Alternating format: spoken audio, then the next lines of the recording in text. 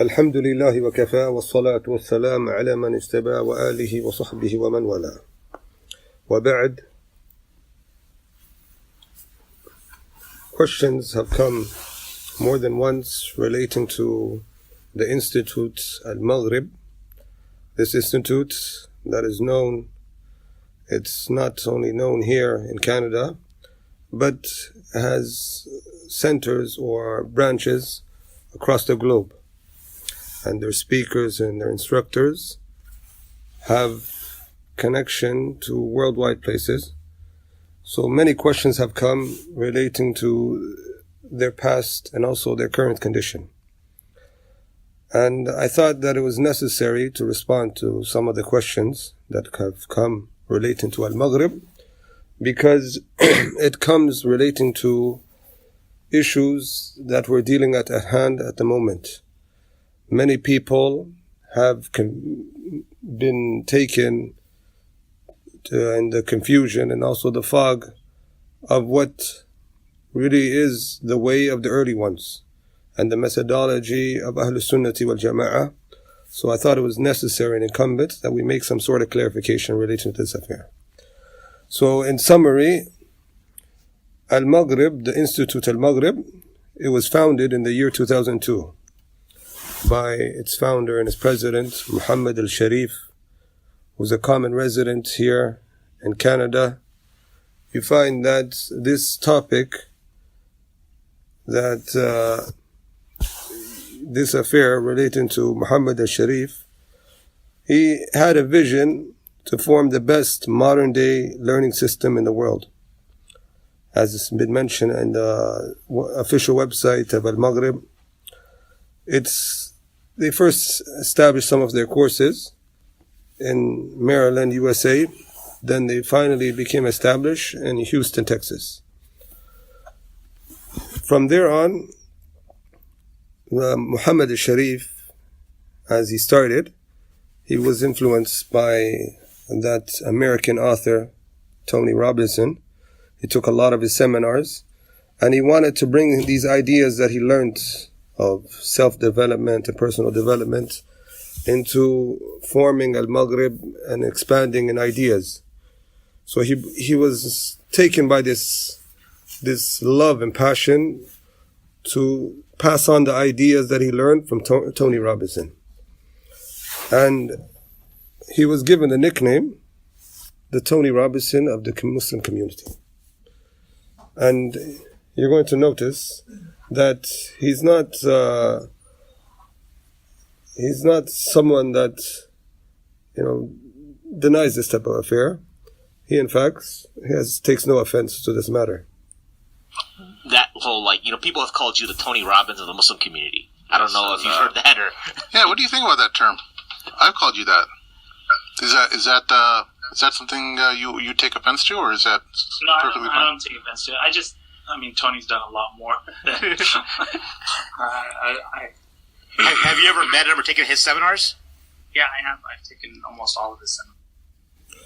So here, this is a recent, within the month of May of this year, he's asked, he doesn't take, as we mentioned, any offense to that. And he admits to that, he takes a lot of his seminars, and he has put that on the ideas and the stream of what he's passing on to Al-Maghrib there then. So this is some of the influence that he had as a founder, because he said he was going to establish the best learning system in the world, not only in North America, but in the world, as he mentions. And from the people that he was greatly influenced by was Dr. Salah As-Sawi, a man who's known to be a political activist and a great sympathizer for making doubts in some of his written works to say that is somewhat justified in certain scenarios to do suicide bombings and suicidal acts under the name of jihad and also under the name of benefit for Islam. And you can see from some of the works that was written by Dr. Salah As-Sawi what indicates that. There's been specific works that has been proven to show that this is the belief of this person. And I'll read you exact quote, because he has two statements. He says that it is allowed to do these acts of jihad, what they refer to as jihad, of suicide bombings, if it's prepared prior. It has, he said, musbaq, tansiq musbaq, properly prepared. He says you can do that. And you're going to see as well that he brings this doubt that it is not something that goes against Islam. So I'll read you an exact quote. He says, وَلَا يَبْعُدْ الْقَوْلِ بِأَنَّ مَصْلَحَةَ الْعَمَلِ الْإِسْلَامِ قد تقتضي أن يقوم فريق من رجاله ببعض هذه الأعمال الجهادية. And he says, it's not far-fetched that a statement be uttered for the benefit of the Islamic work that necessitates some of these acts to be done under the name of jihad. And he says the maslahah could bring about this and concession could be given. This is found on his book الثوابت المتغيرات في مناهج التغيير, page 265. So this is one of the mentors and the heads that has been the figure of those who used to influence Muhammad Sharif. And you can hear an audio relating to this topic where Muhammad Sharif, he speaks about this topic. He speaks about some of this affair and he admits to what happened.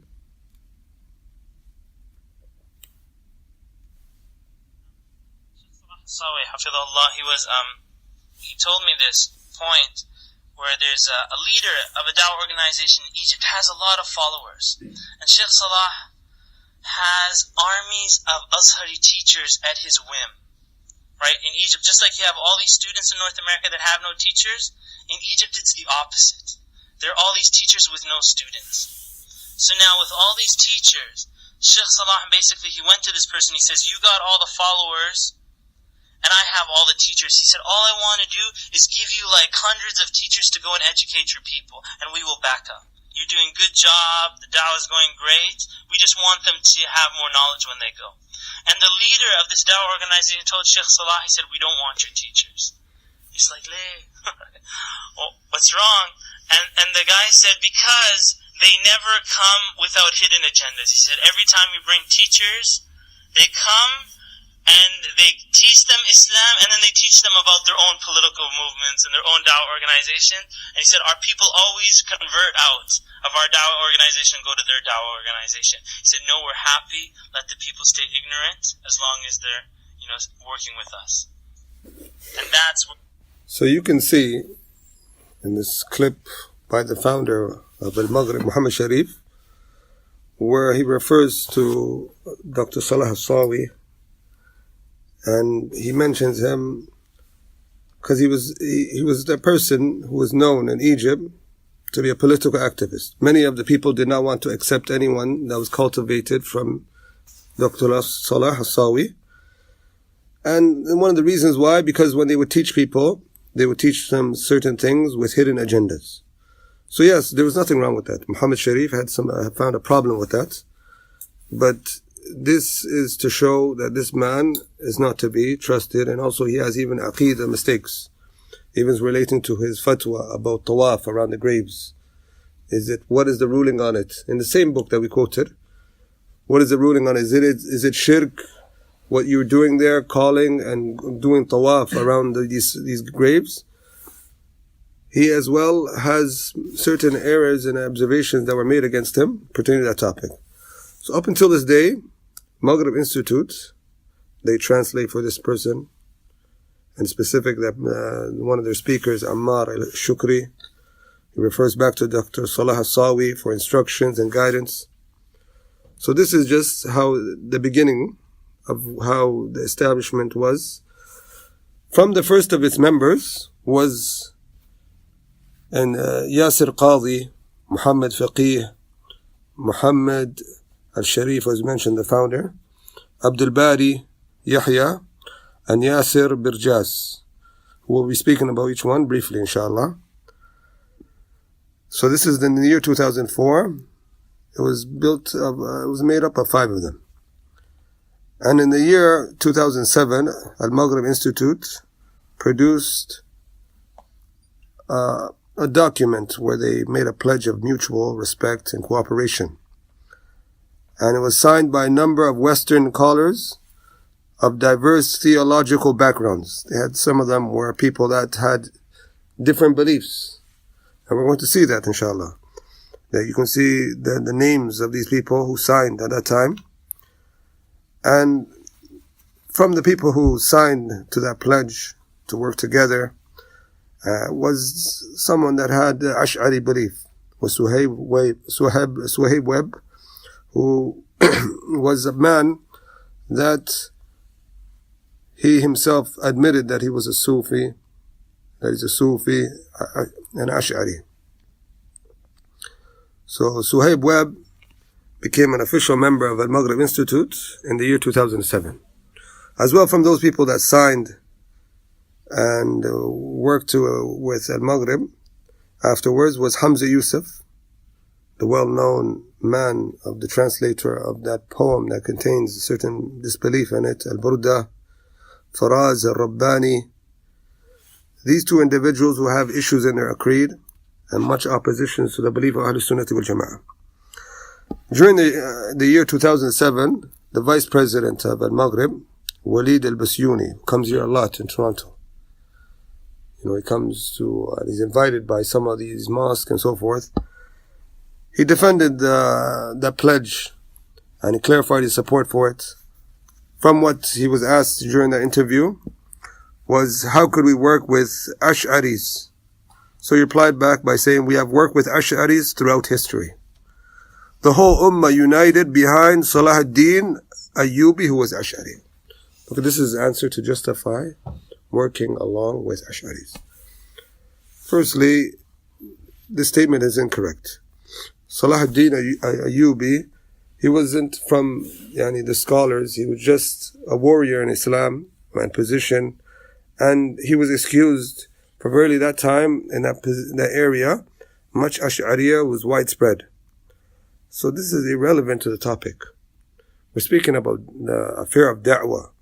You sitting along with different deviant speakers of different backgrounds and sharing the same platform with them, calling to the belief of Ahlus Sunnah wal Jama'ah, yet you contradict it by sitting along with this person who calls to the opposite. And this man, Walid al-Basyuni, he makes a lot of these statements, similar statements, regarding the matter of belief. He tries to show as if it's something small. For example, in the year 2008, Al-Walid al-Basyuni, when he was speaking about the topic of some Western speakers, they don't say that Allah has 2 eyes, the attribute of 2 eyes. He said, I don't see it to be a fundamental principle in Aqeedah. A fundamental principle in Aqeedah to make an issue about, to declare a person to be an innovator. So yes, this is an issue. This is a great issue. If you look at in the books of Aqeedah, you don't come to the chapter of the eyes of Allah except Ahlul Sunnah mention that Allah has 2 eyes. And the Shaykh Muhammad Salih says, wajib, as the belief of Ahlul Sunnah wal Jama'ah, to believe that Allah has 2 eyes and to affirm it as it comes. So this is a fundamental issue. Don't make it look like it's a matter of ijtihad. You just pass on, move on. And this was taken from their forum at that time. So in summary, we come to see the effect of that pledge from that time, 2007, till now, because Al-Maghrib and many of their associates, they continue to work with people who have oppositions in their creed to Ahlus Sunnah wal Jama'ah, and this has been promoted on their website, Muslim Matters. So many of them, they promote this pledge and they continue to update it. Al-Maghrib, they attained their popularity more in the year 2009, where they used to use the name of the suffering that was happening in Gaza to establish fundraising appeals, certain campaigns. So they used to get a lot of people to attend their lectures under the name of the people that were suffering in Gaza. Yes, this is a good cause to collect money for people that are suffering, but up until now, the transparency of that event has been doubted, and a lot of that money that has been gathered, like for example, they said they've gathered within 4 hours 150,000 within 4 hours, and they mention tons of amount of money, and people are now in doubt of how that money was spent and distributed. So these type of charity events, it requires transparency. So also from what increased the popularity of Al-Maghrib was they used to attract many of the youth under the name of halal fun and comedy. You could notice from many of their courses, it consists of jokes and comedy. Sometimes jokes about countries, jokes about different tribes. All of this is supposed to be halal fun. You find like some of them, they will say, for example, the Saudis are jealous of the Sudanese, and they'll mention this in their courses and so forth. And this is found on recordings. And also Al-Maghrib gained many followers, or they gained more followers, especially here in Canada, by the way of Al-Huda, that institute that's found in Mississauga, and also through the help of the University of Toronto, through Abdul Quick in the University of Toronto, where he has positioning there. Also by the way of Khalid bin Walid Mosque, hosting them annually for their Sound Heart conferences.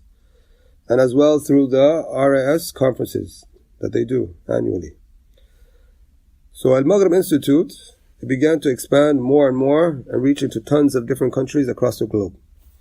And Al-Maghrib Institute, they began to hire more instructors from the year 2009 up until the year 2015. And from those who joined them in the year 2009 was Dr. Abdul Quick.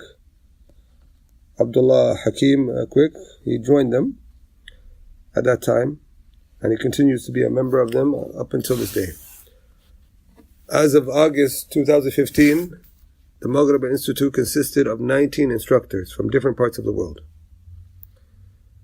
And we're going to speak about some of their instructors, briefly inshallah. The Arab Spring that happened some years back, many of the instructors were Al-Maghrib were supporters of the Arab Spring, as noticeable from their website Muslim Matters.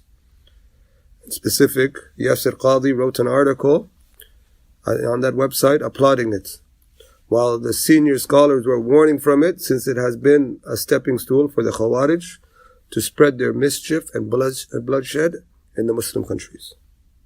And we see the harm that the Arab Spring has done up until this day. And many of them have not taken back what they used to applaud. So I'm just going to mention a few observations that was noticed against some of their instructors. For example, Umar Suleiman, a key member for Al-Maghrib Institute, who has currently become an infamous caller to unifying between Christianity and Judaism under the title Stronger Together. So here on the following clip, you're going to hear Umar Suleiman, what was recorded in the year 2008, inside a church. He makes an attempt to unify the three religions under the claim we all call upon the same God. And this is what we're going to hear. We have an understanding in our faith, at least, that we are, not only are we calling upon the same God that Jews and Christians call upon, but in fact the Quran says when you speak to the people of the book, if you guys look up, there was an interfaith initiative called the Common Word that was initiated a few years ago. Started between Muslims and Catholics and spread. It's based on a verse in the Quran which says, "Say, O people of the book," which refers to the Jews and the Christians, "come to a common word that we worship our God, and your God and our God is one. Ilahukum wa ilahuna wahid. Your God and our God is one." So in Islam, we have a very clear understanding that we are in fact calling upon the same God of Abraham, Moses, Jesus, and Muhammad. May peace and blessings be upon them all. Thank you. Okay. As you can notice, Umar Sulaiman doesn't complete the context for the verse he was reading, nor does he translate it correctly. Here's the full context of the verse and the correct translation by Muhsin Khan, which is a recognized translation and the standard for many of the Muslims for the Noble Quran. So the verse that he was reciting, قُلْ يَا أَهْلِ الْكِتَابِ تَعَالَوْا إِلَى كَلِمَةٍ سَوَاءٍ. So the translation we're going to read, the full, so they can hear it in English. Say, O Muhammad, O people of the scripture, Jews and Christians, come to a word that is just between us and you, that we worship none but Allah, and that we associate no partners with Him, and that none of us shall take others as lords besides Allah. Then if they turn away, say, bear witness that we are Muslims. So this is the full translation. It doesn't have what he mentioned. And also he left off a vital part of the verse, which is, come to a just word between us and you, that we worship none but Allah, and that we associate no partners with Him, and that none of us shall take others as lords besides Allah. But as to say we all are invoking the same God, that's incorrect. Some of them are invoking Jesus. Some of them are invoking different things. So this is incorrect. And also he mixes between verse 46 from chapter 29 of the Quran with the above verse, where it mentions Ilahuna wa ilahukum wahid. Your God and our God is one. It was specifically had a different context. It was at a different reason. Some of the scholars said that was relating to those who believe from the people of the scripture. And as well, it is in relation, the context is to say, let us believe in all of the revelation that's been sent down by Allah, and our God becomes one, and your God becomes one. That's the context of the verse. Not to what he's saying, that they are upon what they believe, and we all have the same God. That's incorrect. So both verses have two separate contexts and reason. Also, you can listen to the following clip where Umar Sulaiman claims we should put our differences aside concerning the topic of Jesus when having interfaith dialogues with the Christians. And you're going to notice, similarly, Yasir Birjas, another core member of Al-Maghrib, encourages on his Twitter of this year for establishing annual interfaith iftars. And iftars of Ramadan is for the Muslims to unify ourselves, to all have annual iftars together. This is incorrect. They're forgetting the verse, Lakum dinukum waliya din. To you be your religion, and to me, my religion. We have different religions. So this affair is very important to understand. So, if a Muslim and Christian dialogue is very unique in that we both have an affinity towards Jesus, peace be upon him. And it's powerful because the two largest faith groups in the world have an affinity towards Jesus, peace be upon him. But I feel like in the past, the Muslim-Christian dialogues that I've been a part of, a lot of them were almost like we should form a relationship and put Jesus, peace be upon him, on the side, because those differences are so irreconcilable and of how we view him that we, the best thing is for us to not talk about it because it'll naturally get offensive. And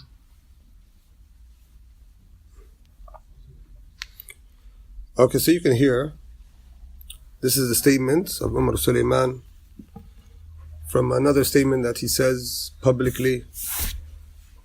This shows that these people are compromising their religion. Just the fact that you're getting a pastor from a church to come to your mosque to give a talk, or you to go to his church and give a talk, doesn't mean that the religions are going to become unified like that. The correct way to unify the beliefs is through calling each other to what is correct, by means of knowledge and academic skills, not through mere words of flattering one another, or putting differences aside concerning the core issues of belief, or just by calling each other to here, come give a talk here, you give a talk there. That's not the way of clarity. So this brings confusion. And even the non-Muslims, I doubt they will really respect you because you're not really sincere in clarifying what you actually believe. So this is very important. Also, another affair that I wanted to show, Umar Sulaiman, on his Twitter, he promotes a well-known political activist and a man who was criticized by a number of great scholars. And this is a man that has been criticized, in particular by Sheikh bin Baz, Sheikh Muhammad bin Salih al-Uthaymin, even Sheikh Albani, in certain words, Sheikh Muqbil.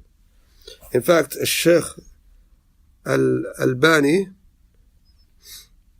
has words concerning many of what these people stand on, and Sheikh bin Baz and the scholars of the Permanent Committee over 25 years ago requested for this particular person, this political activist, that the Saudi government take legal action against him if he doesn't repent.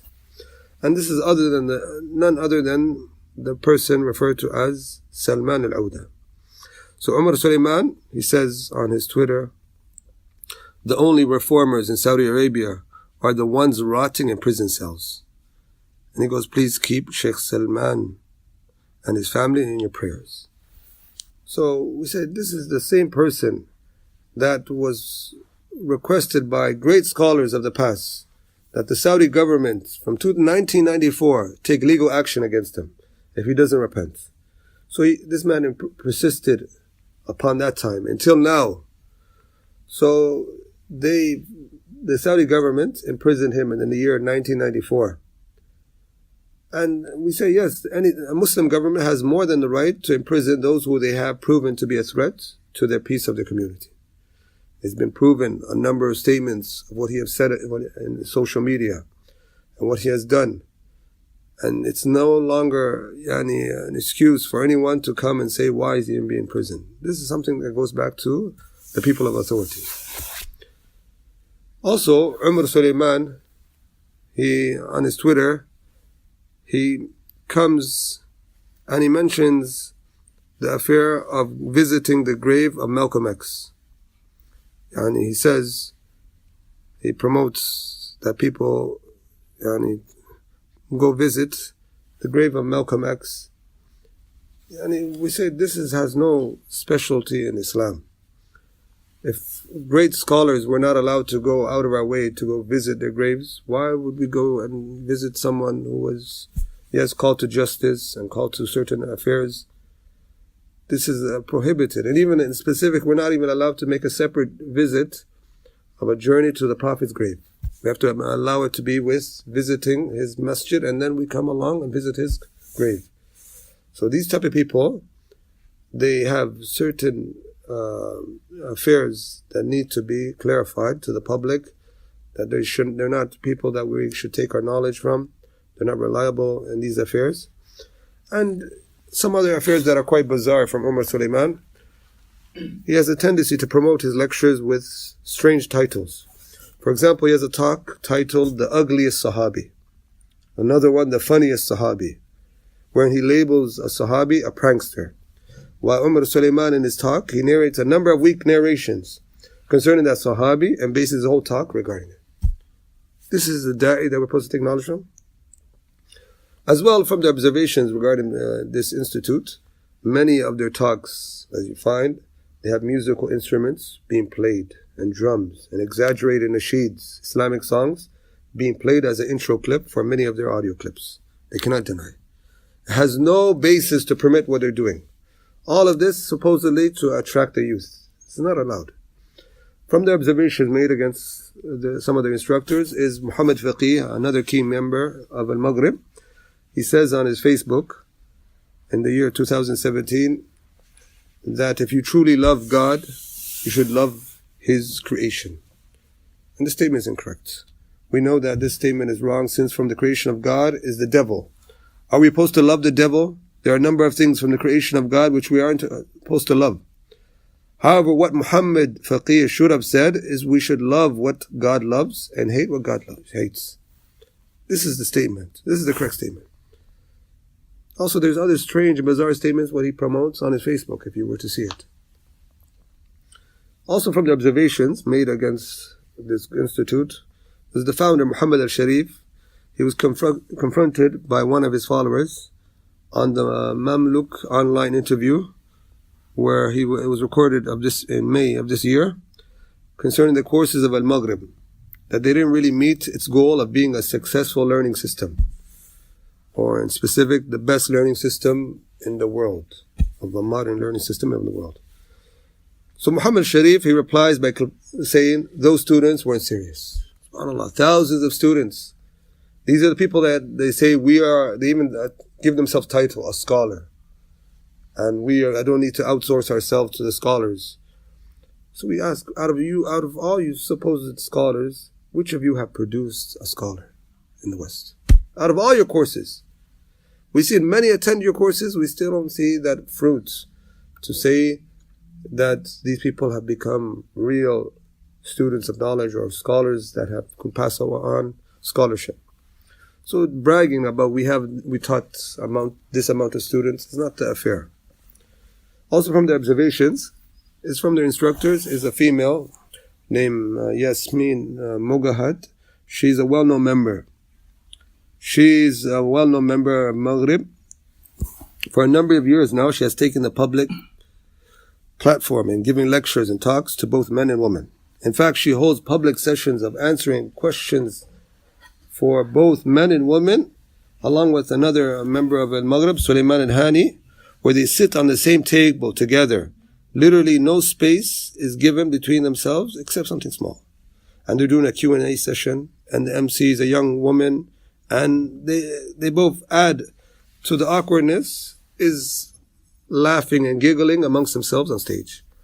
This is supposedly supposed to be the call to Islam, the call to modesty, and we see much of that being drifted away from the correct guidance. She's been doing this for a number of years, and supposedly she's supposed to be the next role model for our young sisters to become public speakers, speaking to men on public platforms, answering their questions as da'is. Also from the observations was the founder's definition of Ahlus Sunnati wal Jama'ah.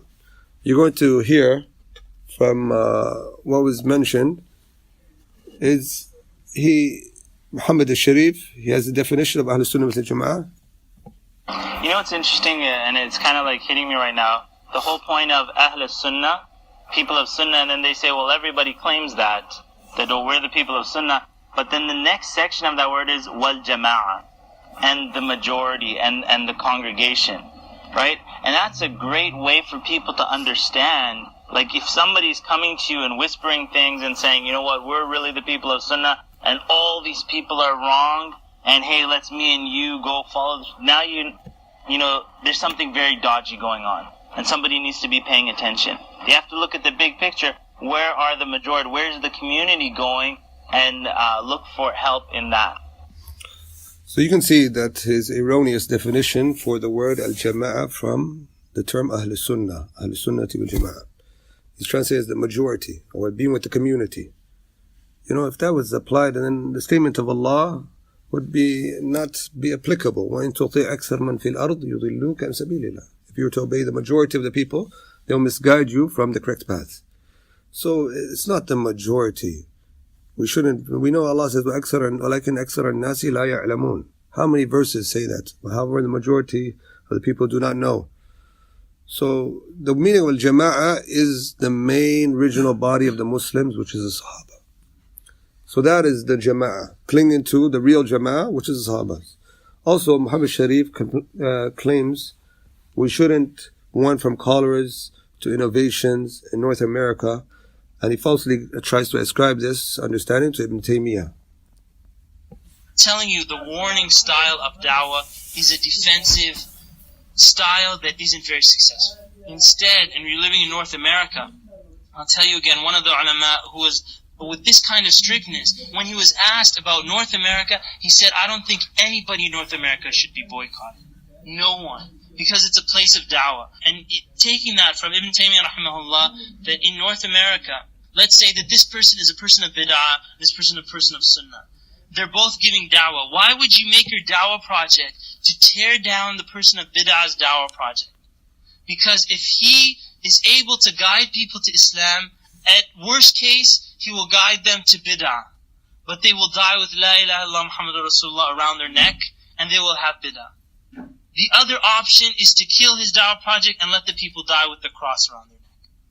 That is the other option. So is it better that he dies with bid'ah, or is it better that he dies as a kafir? And this statement of Ibn Taymiyyah rahimahullah, and I'm saying that these are the kibar ulama, even of the strictest opinion, that will say we apply the strictness overseas. Okay. You can see that statement is based upon emotions. It's not based upon Kitab or Sunnah. And also the methodology of the early scholars, and prior to that the Sahabas. We know that our religion tells us, وَمَنْ رَأَى مِنْكُمْ مُنْكَرًا فَلْيُغَيِّرْ بِيَدِهِ. Whoever sees an evil, then let him change it with his hand. And whoever is not, then let him change it with his tongue. And if not, then hate it with his heart. And from what has been clarified as a religion, that innovations is something evil. It leads to the hellfire. It is something that could even eventually lead to disbelief. As they said, al-bid'ah baridul kufr. And we've seen that Ahl Bid'ah are not the best people to guide people from disbelief. And we've seen that they have failed in that regards, many of them. So yes, we warn from them because they are people that have turned many of the people from Islam and given a bad name for the Muslims. Especially, for example, the Khawarij. People don't accept Islam because of seeing the groups of Khawarij. So we need to warn and identify ourselves free from these groups. And yes, if a person, which Allah chose for him to be guided, he'll be guided, whether I warn from this person or not. Because Allah subhanahu wa ta'ala, if He sees a person striving for the truth and takes the means and Allah wants good for that person, he'll become guided. It's upon me, ma alayya illa al-balagh. It's only upon me to convey the correct message of Islam. And whoever accepts the real beauty of Islam, of what the Prophet ﷺ passed on to his companions, and the companions passed on to the best of generations, then this is the guidance that is really intended. So as for just based upon emotions, let us all be quiet about one another. Whoever gets an understanding of Islam from any avenue, then that's the main goal. That's not the main goal. Also from the observations, we'll make it short because of the time, is another key member of this organization called, his name Kamal al-Makki, who was greatly criticized by the general masses some years back for promoting magic and making da'wah a tool for comedy and jokes. Kamal al-Makki, in the following recording, in the year 2019 of this year, March 11, it was shared, posted. He says it's not from the way of the Salaf to constantly ask about those who you wish to take to study from and so forth. We're going to hear this just to see the statement. This question says, what manhaj are you upon? Allah. UK, you want a piece of me? Come on. Let's roll. Okay, first of all, you need to understand, it was not from the way of the early Muslims, and it was not of the way of the Sahaba to ask people this question. Okay? No one has ever put it upon you to always question people's manhaj. So, salam, how are you doing, brother? What's your name? Where are you from? MashaAllah. What manhaj are you? This is not part of the way of the early Muslims to question people's manhaj, okay? But to answer the question, my manhaj is that of Ahlul Sunnah wal Jama'ah, okay?